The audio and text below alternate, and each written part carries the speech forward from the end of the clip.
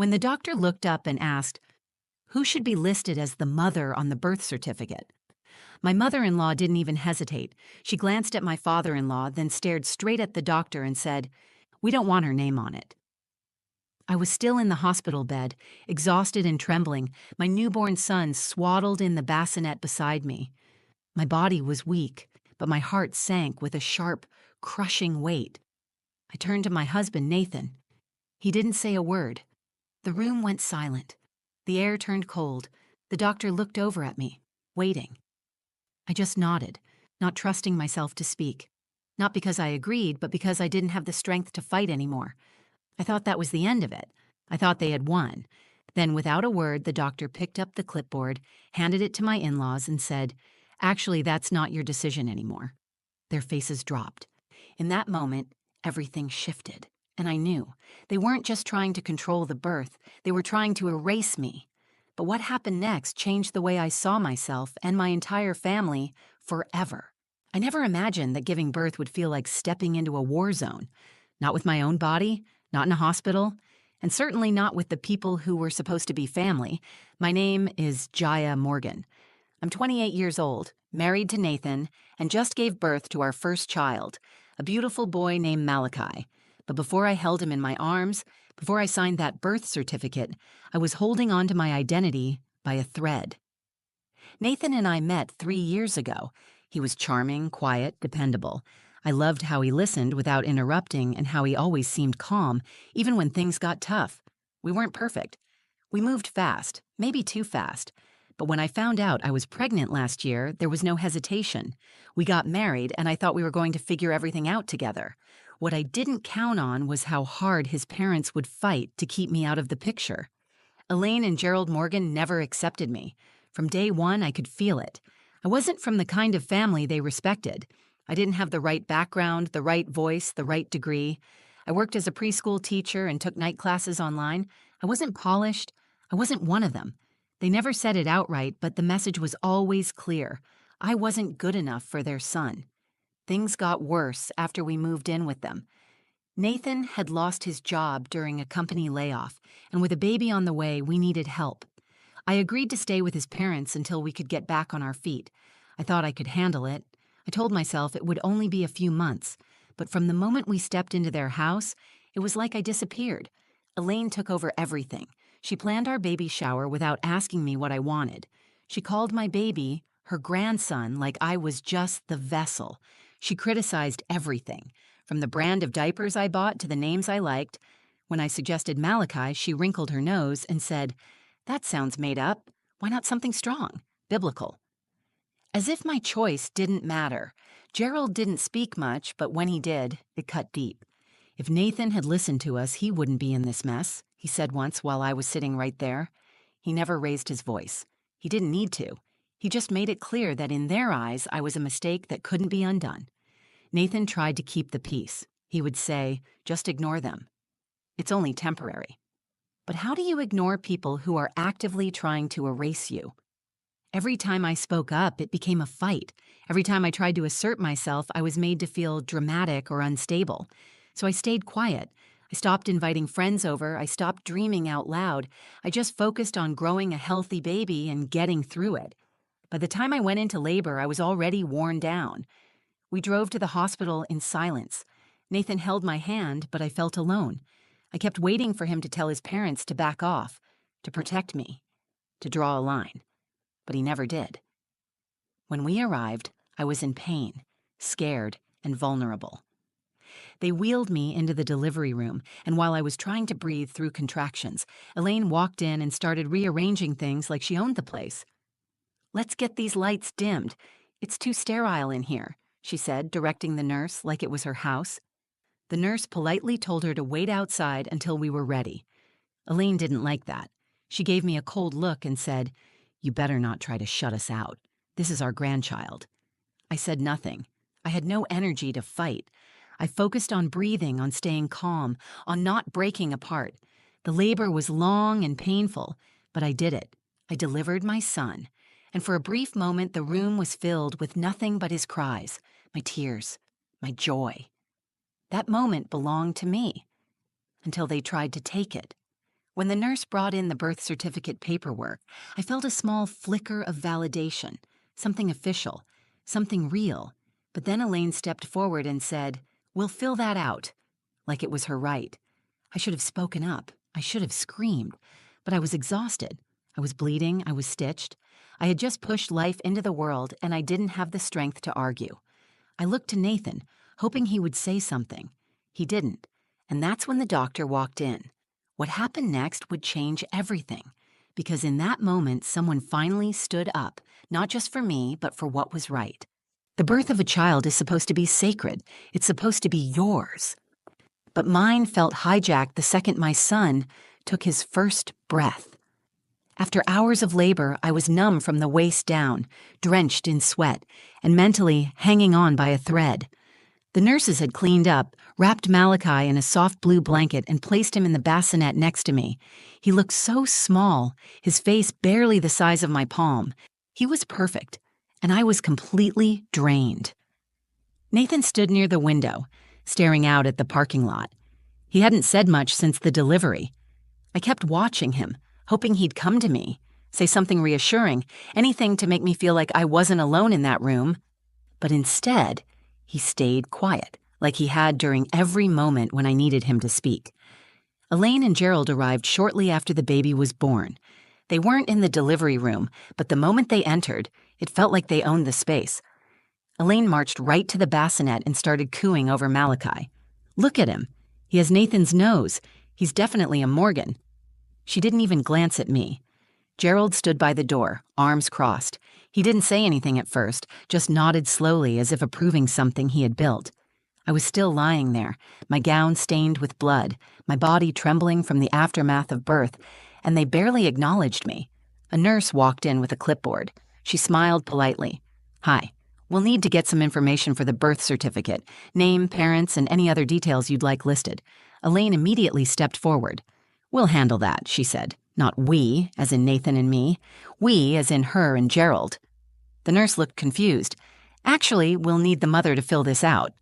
Elaine's tone shifted. "She's in no condition to make legal decisions right now. It's best if we take care of it. The baby will have our last name, obviously, and we don't want her name listed, just the father's." My ears started ringing. My throat closed up. I felt the sting of tears, but I didn't cry. I looked over at Nathan. He turned away. I felt invisible. The nurse didn't respond right away. She seemed caught off guard. That's when the door opened again, and Dr. Caldwell stepped inside. He was a calm, thoughtful man in his early 50s, with kind eyes and a quiet strength that made people listen. He asked, "Everything okay in here?" Elaine spoke first. "We're just getting the birth certificate sorted. We'll be signing for the baby's father. We're not including the mother's name."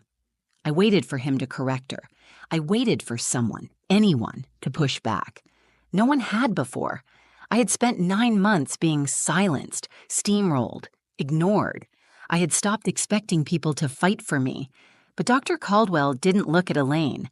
He looked straight at me. His voice was steady and firm. "Is that what you want, Jaya?" I opened my mouth, but nothing came out. I didn't know how to answer. I was afraid of making it worse. I felt Nathan's parents staring at me, waiting to see if I'd make a scene. I had no fight left in me, so I nodded slightly, not because I agreed, but because I didn't know what else to do. He paused. Then he turned back to Elaine and Gerald, held out the clipboard, and said, "That's not your decision anymore." Elaine blinked. "Excuse me?" Dr. Caldwell's voice didn't waver. "Jaya is the legal mother. She just gave birth. This is her decision. Unless the father contests it, which I assume he doesn't, her name goes on the birth certificate." Gerald's voice cut in, low and sharp. "She's not stable. This isn't about legal rights. It's about what's best for the child." Dr. Caldwell ignored him.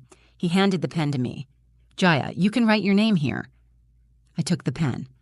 My hand shook so badly I could barely hold it. My name looked messy.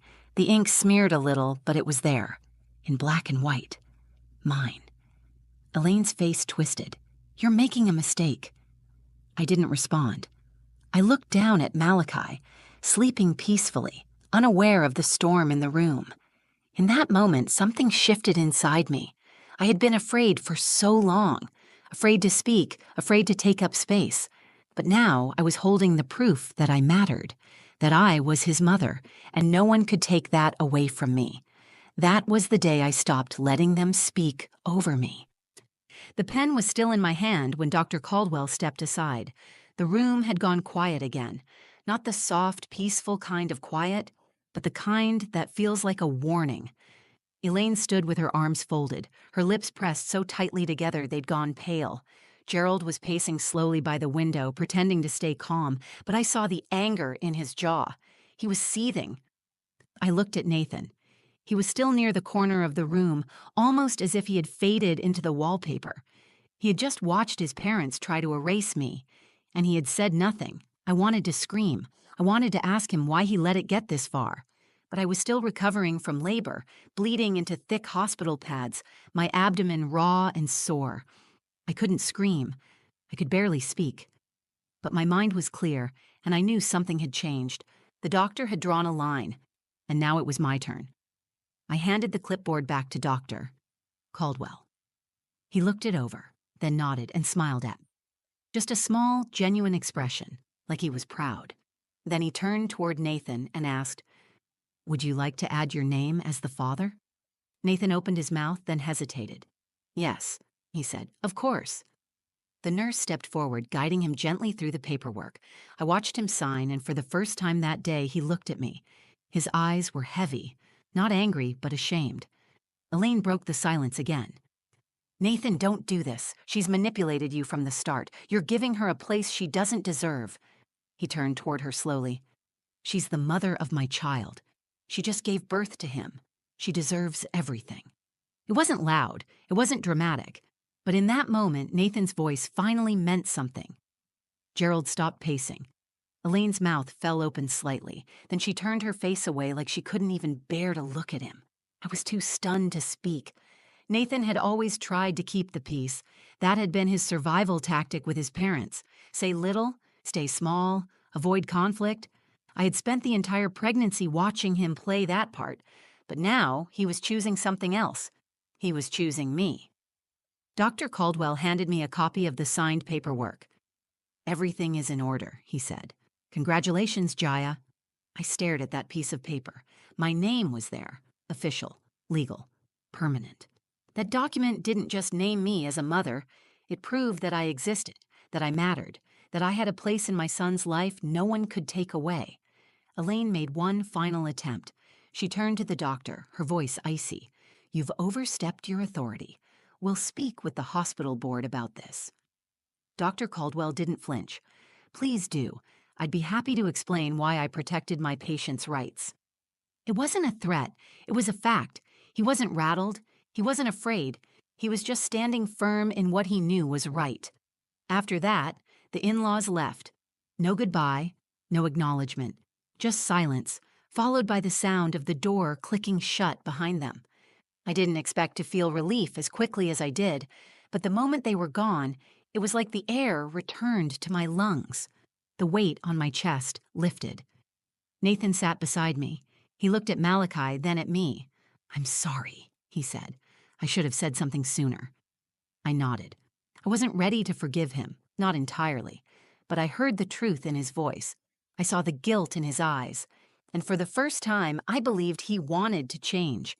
A nurse entered quietly with a small bracelet for the baby. She wrapped it around his ankle and confirmed the name I had chosen, Malachi Jace Morgan, my choice, my son.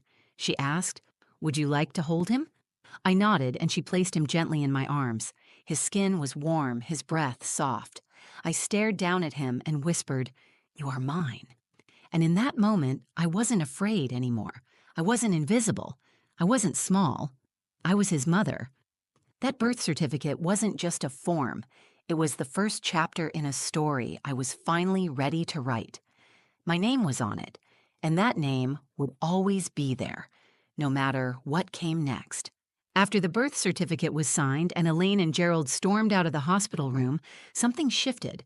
It wasn't just the silence they left behind.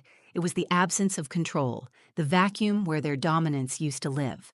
For the first time in 9 months, I felt like the space around me actually belonged to me. Nathan stayed quiet for a few minutes after they left. He sat in the chair next to my bed, head lowered, hands clasped between his knees. I watched him, unsure what he would say. Part of me was still bracing for disappointment, still waiting for him to backtrack and try to keep peace with his parents. But he didn't. "I should have said something months ago," he finally said, eyes still on the floor. "I just thought if I didn't push back, it would keep the peace, but I let it go too far. I let you go through all of that alone." I didn't say anything right away. I looked down at Malachi sleeping in my arms. His tiny chest rose and fell against mine. His mouth made small, sucking motions, even in sleep, like he was dreaming of being held. "You didn't just let it go too far," I said softly. "You let them treat me like I didn't matter. And you stood there." Nathan nodded slowly. "I know. I didn't think they'd actually try to take your name off the certificate. I didn't think they'd go that far." "They've been going that far since we moved in," I said. "This was just the first time someone told them no." He didn't argue. He didn't defend them. He leaned forward and put his hand on my leg. "I don't want to be like them," he said.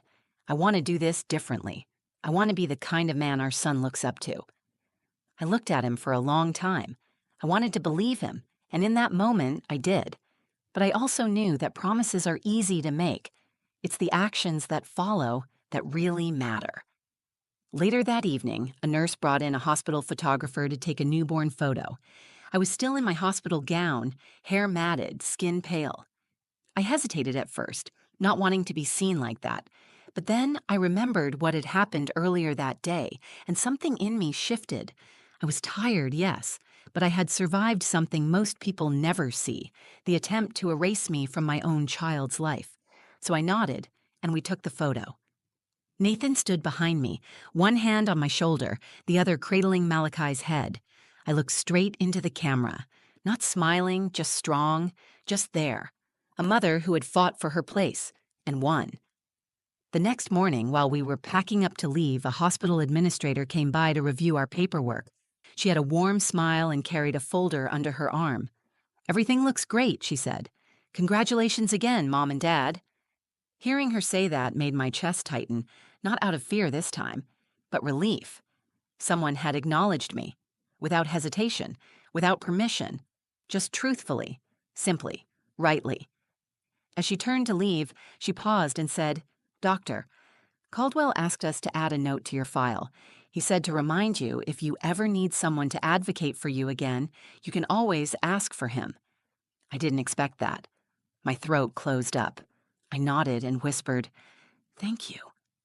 After she left, I sat on the edge of the hospital bed and looked at the copy of the birth certificate again. My name, Jaya Morgan, right next to Mother. Just seeing it printed on the page felt like healing, not because it was validation from anyone else, but because it was proof of everything I had endured and everything I had claimed for myself. We took our son home that afternoon. Nathan and I agreed that we wouldn't return to his parents' house. He called them that night, told them we were finding a new place, and that until they could treat me with respect, they wouldn't be involved. Elaine's voice was cold and sharp through the phone. "You're throwing away your family." "No," he said, "I'm protecting mine." That was the last time they tried to cross that line. We left the hospital the next day, stepping out into crisp morning air with a brand new car seat, a hospital bag that felt twice as heavy, and a baby who had no idea what he'd already survived. Nathan held the door open for me as I climbed into the back seat with Malachi, and for the first time since the pregnancy began, I felt a strange mix of peace and purpose. We didn't go back to his parents' house. That was a decision Nathan made without asking, and it was the right one. We checked into a short-term rental with just enough room for the three of us. It wasn't fancy. The walls were thin, the water pressure low, but it was ours. It was quiet.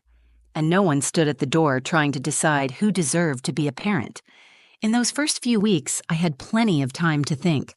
I spent most of it awake feeding Malachi, trying to learn his rhythms and figuring out how to calm him when nothing else worked. But more than that, I spent that time reclaiming the pieces of myself I had lost. I had entered motherhood scared, uncertain, and surrounded by people who believed I didn't belong. But I had come out of that hospital stronger than I had ever been. I started talking to other mothers online. I found forums and message boards where women shared stories of in-laws, birth trauma, legal complications, and silent partners. Some of their stories mirrored mine, others were worse, but all of them carried the same underlying message. Too many women were fighting alone. So I started writing. At first, it was just journal entries on my phone during late-night feedings. But then I turned those entries into posts. I wrote about what happened at the hospital, about what it felt like to almost be erased from my son's story, and what it meant to finally take back my voice. I didn't expect the posts to go anywhere. They did. One by one, people began to respond. Some shared their own stories. Others simply said, "Thank you, I needed to read this." That was the moment I understood that what happened in that hospital wasn't just about me. It was about every woman who's been told to sit down and stay quiet during the most important moments of her life. It was about every mother whose voice was dismissed, whose role was questioned, whose name was almost left off the page. Nathan changed too, slowly but honestly. He started therapy to work through the grip his parents had on him. He began setting boundaries, real ones, not the soft lines he used to draw in the sand. When his mother sent a message asking to see Malachi, he didn't ignore it. He replied directly, "Until you can respect Jaya as Malachi's mother, there will be no visits." She didn't respond. She didn't need to. The silence was answer enough. Nathan still has work to do. So do I. But we're doing it together now. And not from a place of fear or obligation, but from a place of truth. Our family is small, just the three of us. But it's real, and it's honest, and it's grounded in something his parents never gave us: respect. People think the most important day of a child's life is the day they're born. But for me, the most important day was the one after. The day I looked at a form with my name printed in ink and understood that no one could take it away. Not legally, not emotionally, not ever. I've kept that copy of the birth certificate in a safe place, not because I need to prove anything anymore, but because every time I look at it, I remember what it cost. I remember what I stood up for, even when my voice was shaking. I remember who I became. I became a mother, not just biologically, not just legally, but entirely, fully, proudly. And to anyone listening who's been made to feel invisible or voiceless, I want to say this: your story matters. Your name matters. Don't wait for someone else to give you permission to take your place. You were never meant to be quiet. The moment I held that document in my hands, I understood something I wish I had known sooner. Being a mother doesn't begin when you give birth. It begins when you choose to stand up for your child, for yourself, and for the future you refuse to surrender. That's the day I stopped letting them write the story. That's the day I started writing my own. If this story moved you, if it made you think about family, about motherhood, or about finding your voice when the world tries to silence it, then don't let it stop here. Like this video if it resonated with you. Share it with someone who might need to hear it. Comment below and tell me your story, or simply let me know you're out there. I read every one of them, and if you want more stories that are raw, real, and honest, subscribe to the channel. This is just the beginning. We are not here to be erased. We are here to be heard. Thank you for watching. I see you, and I'm glad you're here.